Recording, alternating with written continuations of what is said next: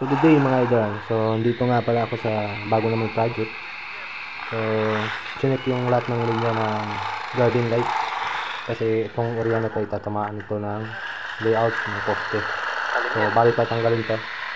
So ito nga yung natin na discovery mga idol na is yung splicing box ng mga ilaw o yung control switch niya ay nandito sa outdoor nakalagay yung kanyang junction box. So, para sa akin is unsafe ang ganitong layout o pagkagawa, no? Kasi pag ito yung nabasa, magkaroon dito ng short circuit. So, delikado nito, magkaroon ng grounded yung area nito. At itong baka mamaya merong nakaapak dito ay mangisay, no? So, ang masaklap dito kung yung owner yung nabiktima, no? Pag ganitong setup, so napablikado nito. So, andyan siya sa lupa. Mataas yung ground dyan kapag nagkaroon ng leaking yung mga splicing.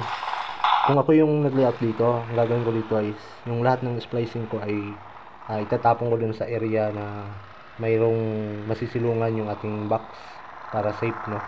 Gagamit tayo ng pang outdoor na box.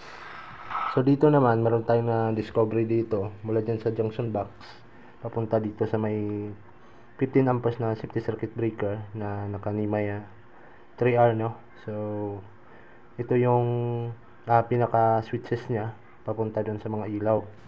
So hindi na switch yung ginamit niya, ang switching niya is yung safety circuit breaker, no?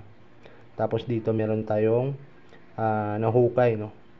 So sana naman yung mga PVC doon na lang niya itinusok sa sa NEMA 3R para mas safe sana. Doon na lang siya nag-splicing.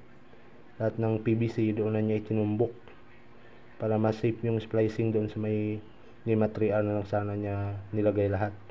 So dito hinukay natin to dahil merong dito, himala, no? So napakadelikado nito, unsafe to mga idol. So wag niyo tong tularan. Para sa akin hindi to dito pasado, no? Okay yung kanyang splicing kasi wala siyang sabi na yung splicing na putol talaga. So wala siyang putol na splicing. So doon lang kanina sa isang box merong putol talaga doon kasi yung mga switches niya na pang junction box yung tapping, no? Dito na area for power supply to dito. Itong junction box na to. So buksan natin to mga idol. So a few moments later mga idol, ayan, nabuksan na natin ito. So nandito yung return ng mga ilaw kung saan to na pumunta yung mga ilaw na nandito. So mas okay sana mga idol kung itinusok niya doon sa NEMA 3R na lang yung mga PVC. Doon na lang siya nag splicing, no? Mas safe pa yun kasi nandun sa may NEMA 3R, hindi mababasa kahit umulan. Kasi itong area na to is may swimming pool to, no? So kapag umulan, medyo hindi kaagad maagos yung tubig ulan dahil patag na yung lupa dito. So napakadelikado. So ano masasabi nyo dyan mga idol? Comment below na lang kayo dyan sa baba. So sana naman lang nagbigay siya ng for safety sa kanyang mga kliyente. So sana meron kayong natutunan dito sa ating video mga idol. Isa na din tong aral para sa atin, no?